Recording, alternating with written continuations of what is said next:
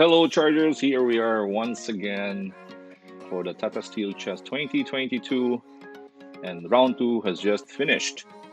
And the best game of round two was this game by Magnus Carlsen against Anish Giri. It was a niche win by Magnus against Giri.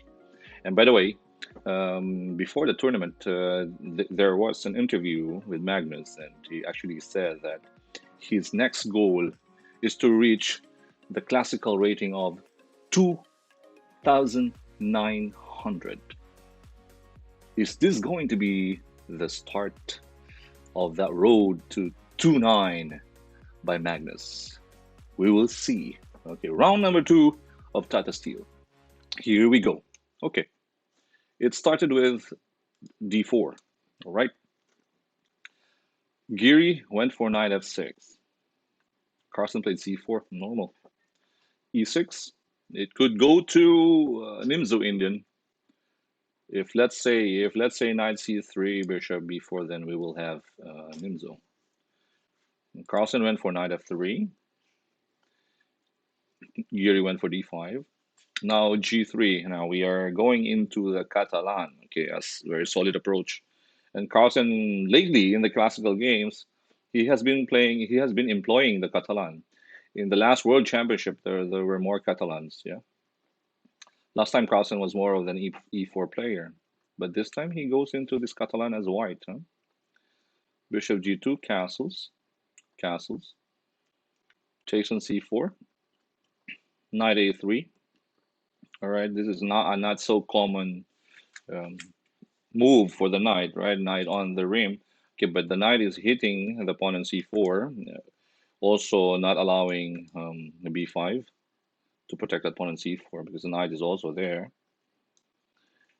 Okay, black takes the knight. White has a double pawn. It looks bad, right? But actually, the compensation is that white has the two bishops. Black played bishop to d7. In this game, Magnus played a4. All right, just a little bit of history with this line. Last year in the Magnus Carlsen Invitational, a game played by Dubov and Wesley Saw.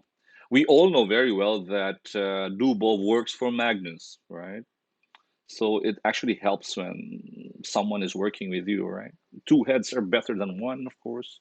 In that game with Wesley, okay, with Dubov against Wesley, Dubov went for knight e5, right?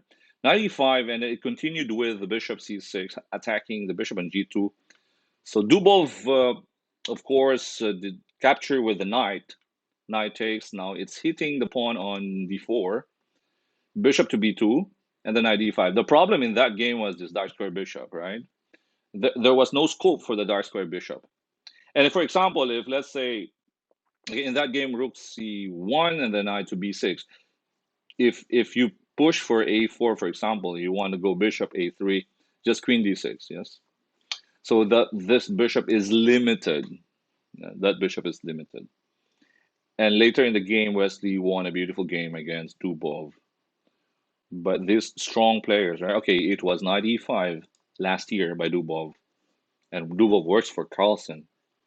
So Carlsen has this improvement. Yeah, instead of knight e5, this time Carlsen went for a4, basically just giving that line clearance, right? That line clearance for the bishop. Yes. So working on your mistakes, okay, or the mistake of a friend. It was Dubov who played knight e5 earlier. And Carlsen was like, okay, we have this a4. We need that bishop to control this a3 to f8 diagonal. Yep. So bishop on to c6, bishop a3. Now the scope of the bishop is better this time. Rook goes to e8, queen c2, hitting the c4 pawn. Knight goes to d7. Carlsen played rook ac1, which was nice. I mean, we double up. We have an x-ray on c7. Yep. That's also our target. Giri went for a6. Queen takes c4. In a way, it's a double pawn. Just give it away. Yeah. Double pawns, they count as one. So queen c3, knight takes a4, queen b3. Nice. So this is going to be a problem, the knight on a4. And here, Geary probably, okay, it's not a mistake, but it would have been better to just move back the knight, right? But even then, I guess Carlsen will still play the move. Geary went for queen d5, and Carlsen has this exchange sacrifice in c6 because the bishop was actually protecting the a4 knight. Okay, forcing queen takes c6 because if you, let's say you capture the queen first, this pawn hits the knight. The pawn on b3 hits the knight on a4, right? Okay, so rook takes c6, queen takes c6. Now we have knight e5. We have a discovered attack on that queen. Queen is still attacking a4. Giri was forced to play queen b5. Nice queen c2. Right, just a step back. Step back on c2. It's still hitting the knight, threatening rook to b1, right? Attacking the defender of the knight on a4. So again, it was better to move back the knight earlier. Now in the game, Giri went for knight e5. Now let's say, for example, if the knight goes back to b6, bishop takes b7, right? And bishop c6 is a threat, right? Okay, continue. Knight e4 was played by Giri. Now rook to b1, queen on a5. Oh my god, that's supposed to be... Okay, the queen is supposed to be on a better square, right? On a5. Oh my god, it's limited. Yeah, it's very passive on a5. So bishop takes d5. Nice capture by Magnus, removing the defender. Takes on d5. Rook takes b7. All right. White's pieces. Okay, Magnus sacrificed the exchange for activity. Yes. Rook now on the 7th rank. Look at the rook. The queen is going to f5. f7 is weak. Yep. Giri went for c5. All right. It's like fanning the fire. Yeah. c5 move is fanning the fire. Look at that. Queen to f5. Threatening f7. And three pieces now. 1, 2, 3 on f7. All right. They're ganging up on f7. Giri had to play rook f8. Knight takes f7. Now, if we look at this, let's say, for example, a move like, okay, a random move, let's say knight to c3. We have knight h6, king goes to h8, queen goes to g5, threatening mate on g7, right? If, let's say, how do you protect? You cannot protect with rook g8, yes, because you're going to have a smothered mate on f7. Okay. And if you play, for example, g6 to protect, there's queen e5, checkmate. Again, 3 is a mate. Any 3 pieces can deliver a checkmate. Remember that number, 3 is a mate. So after knight takes f7, you went back to queen d8, right? Magnus, being Magnus, he went for d takes e5, although he could have gone and played knight h6, yeah. And then if, let's say, king h8, rook f7, this is also possible here. Rook f7, yeah. Rook f7, which is just very hard to defend, yeah. You cannot capture the knight, yes, you cannot capture the knight on h6 because it's a mate on h7. But Magnus plays simple chess here. D takes e5, potential pass pawn, right? Queen on f6, Magnus being Magnus, simple chess. Takes on f6, takes on f6, knight h6 check, intermediate check. After king h8, pass pawn must be pushed, c6. Unfortunately, okay, well, black is an exchange up, but the activity of the pieces, rook, knight, pawn, plus the bishop, sitting f8 later on. So rook fc8, Magnus just pushed the pawn, right? Basic pass pawn must be pushed. Knight goes to c3, bishop b2, pin. It's going to be made, yeah. For example, you take the pawn on e2, just king f1, right? And the knight is actually trapped as well, but there's also a checkmate on f6 coming up. And if you play king to g7, for example, knight f5, You attack the knight with king g6, you have knight e7, right? Double attack on that rook on c8 and the king on g6. So Kiri went for d4. Magnus is knight f7, threatening knight e6.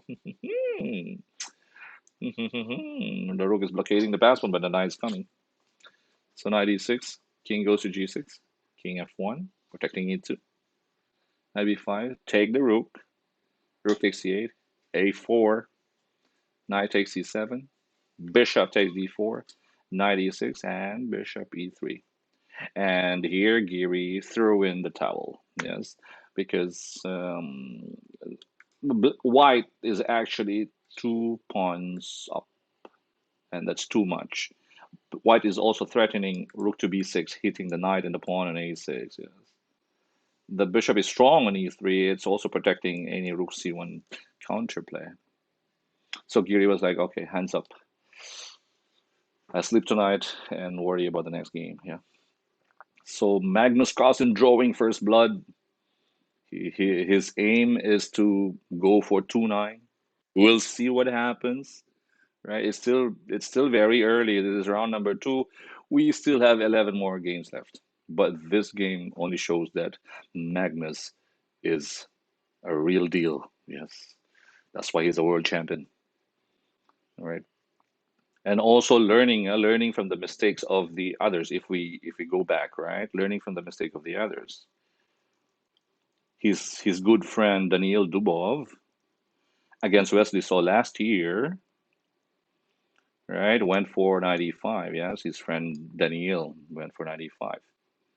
And the problem with that game is again, well, after bishop c6, knight takes c6, knight goes to c6, bishop to b2, knight d5. So this was the problem. The dark square bishop on b2, right? So Magnus in this game went for the improvement, a4.